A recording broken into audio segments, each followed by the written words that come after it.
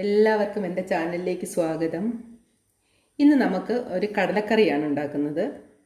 ഒരു സ്പെഷ്യലായിട്ടുള്ളൊരു കടലക്കറി. നമ്മൾ അതിനകത്ത് ചുമന്ന മുളക് പൊടി ഉപയോഗിക്കുന്നില്ല കേട്ടോ. അപ്പോൾ നമുക്കത് എങ്ങനെയാണെന്ന് ഉണ്ടാക്കുന്നത് നോക്കാം. ആദ്യമേ അതിന് വേണ്ട സാധനങ്ങൾ എന്താണെന്ന് നോക്കാം. ഇതൊരു പേസ്റ്റ് തയ്യാറാക്കാനുള്ള സാധനങ്ങളാണ്. ഒരു അര കപ്പ് മല്ലിയിലയും ഒരു 1/4 കപ്പ് പുതിനയിലയും ഉണ്ട്. ഇത് 1 ടീസ്പൂൺ തേങ്ങ, പിന്നെ ഒരു 4-5 വെളുത്തുള്ളി, ഒരു ചെറിയ കഷ്ണം ഇഞ്ചി, പച്ചമുളക്, പിന്നെ ഒരു സവാള, ഒരു 1.5 കപ്പ് സവാളയുണ്ട്, ചെറുതായിട്ട് നുറുക്കി വെച്ചതാണ്. ഇത് കടല രാത്രിയിൽ വെള്ളത്തിലിട്ടിട്ട് രാവിലെ ഇച്ചിരി ഉപ്പിട്ട് വേവിച്ച് വെച്ചിരിക്കുന്നത് വെള്ളക്കടലയാണ്. ഇത് ജീരകപ്പൊടിയാണ്. ഇത് ഇച്ചിരി പുളി പിഴിഞ്ഞതാണ്. ഇതൊരു ഉരുളക്കിഴങ്ങ് വേവിച്ച് വെച്ചേക്കുക. ഇത് ഒരു ബേ ലീഫ്, 2 ഏലയ്ക്ക, 4-5 ഗ്രാമ്പു. ഇത് ഓയില്, ഇത് നെയ്യ്. നിങ്ങൾ പേസ്റ്റ് തയ്യാറാക്കുമ്പോൾ ഈ വേവിച്ച് വെച്ചിരിക്കുന്ന കടലയില്ലേ, അതിനകത്തുനിന്ന് ഒരു കുറച്ച് കടല, ഒരു 1 ടേബിൾ സ്പൂൺ കടലയും കൂടി ഈ പേസ്റ്റിനകത്തിട്ട് പേസ്റ്റ് ആക്കുന്നതിൻ്റെ കൂടിയിട്ട് അരയ്ക്കണേ. ഒരു ഗ്രേവിക്കൊരു തിക്നെസ് കിട്ടാൻ വേണ്ടിയിട്ടാണ്.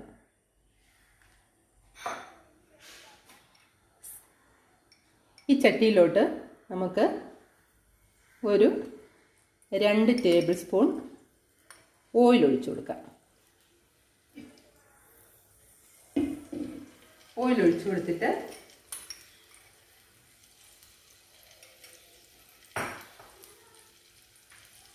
അതിലേക്ക് എണ്ണ ചൂടാവട്ടെ കേട്ടോ. എണ്ണ ഒന്ന് ചൂടായിക്കോട്ടെ. ഞാൻ എടുത്തിരിക്കുന്ന ഈ മുളകിന് ഭയങ്കര എരിയാണ്. അതുകൊണ്ട് ഞാനൊരു 7-8 എണ്ണമേ എടുത്തിട്ടുള്ളൂ. കാരണം നമ്മൾ മുളക് പൊടി ഉപയോഗിക്കുന്നില്ല കേട്ടോ.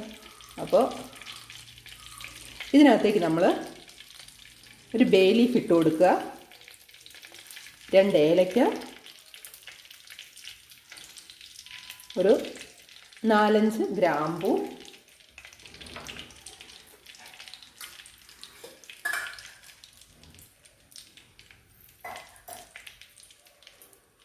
ഇത്തിരി പട്ടയുടെ പൊടി. പട്ട സ്റ്റിക്ക് ഉണ്ടായാലും മതി. എൻ്റെ ഇല സ്റ്റിക്ക് ഇല്ലാത്തതുകൊണ്ട് ഞാൻ ഇച്ചിരി പട്ടയുടെ പൊടിയായിട്ട് കൊടുത്തേക്കുന്നത്. അതിൻ്റെ കൂടെ ഒരു ടീസ്പൂൺ ജീരകം ചേർക്കണേ, 1 ടീസ്പൂൺ ജീരകം. അപ്പോൾ നമുക്ക് അതെല്ലാം റെഡി ആയിട്ടുണ്ട്. ജീരകം ഒന്ന് മൂത്തിട്ടുണ്ട്. നമുക്ക് ഈ സവാള അതിലേക്ക് കൊടുക്കാം.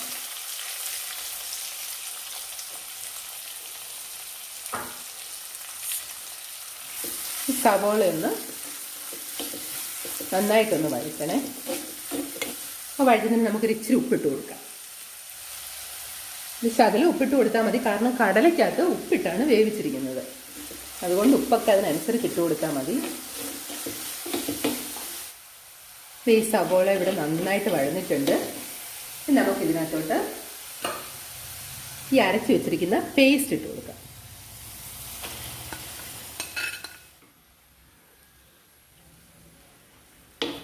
ഇതിൻ്റെ പച്ചമണം ഒന്ന് മാറിക്കോട്ടെ.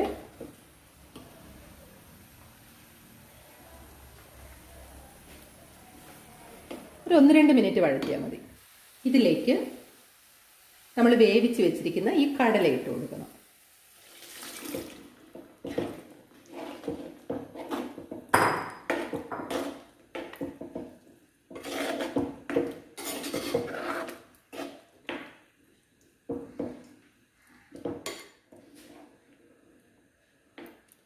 ഇത് തിളച്ചോട്ടെ. തിളച്ചൊന്ന് ആ കടലയ്ക്കകത്തൊക്കെ ആ ഗ്രേവിയുടെ സ്വാദൊക്കെ ഒന്ന് വന്നിട്ട് നമുക്ക് അടുത്ത പരിപാടി ചെയ്യാം.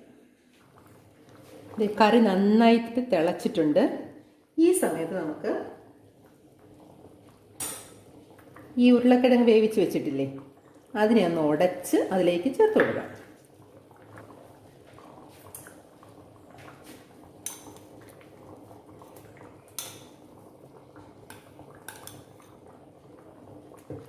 അത് നന്നായിട്ട് ഇളക്കി കൊടുക്കട്ടെ.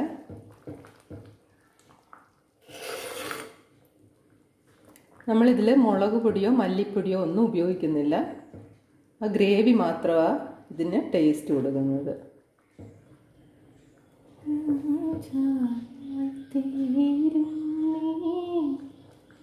ഒരു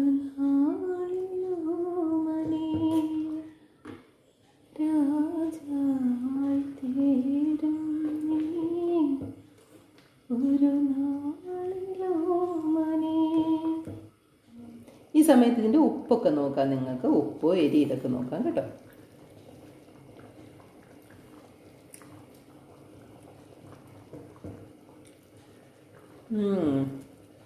ഉപ്പ് എരിയൊക്കെ ആവശ്യത്തിനുണ്ട് ഇതിന്.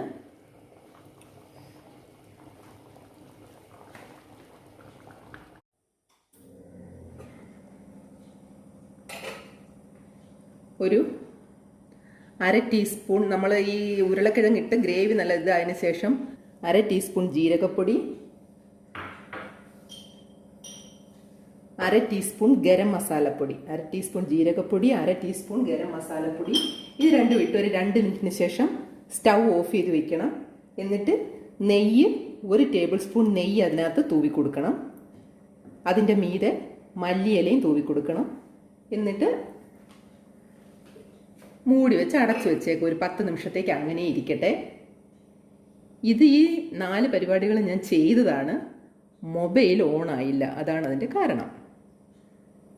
വീണ്ടും നിങ്ങൾക്ക് അറിയാൻ വേണ്ടി ഞാൻ പറയുകയാണത്. ഓക്കെ, ഇനി നമുക്ക് സ്റ്റൗവിൽ നിന്ന് ഇങ്ങോട്ട് മാറ്റാം. അപ്പോൾ ഗ്രേവി തയ്യാറായി കഴിഞ്ഞു. ഇത് നിങ്ങൾക്ക് ചപ്പാത്തിയോ പൂരിയോ ഏതിൻ്റെ കൂടെ വേണമെങ്കിലും കഴിക്കാം. ഇതിനെ എങ്ങനെ സെർവ് ചെയ്യാമെന്ന്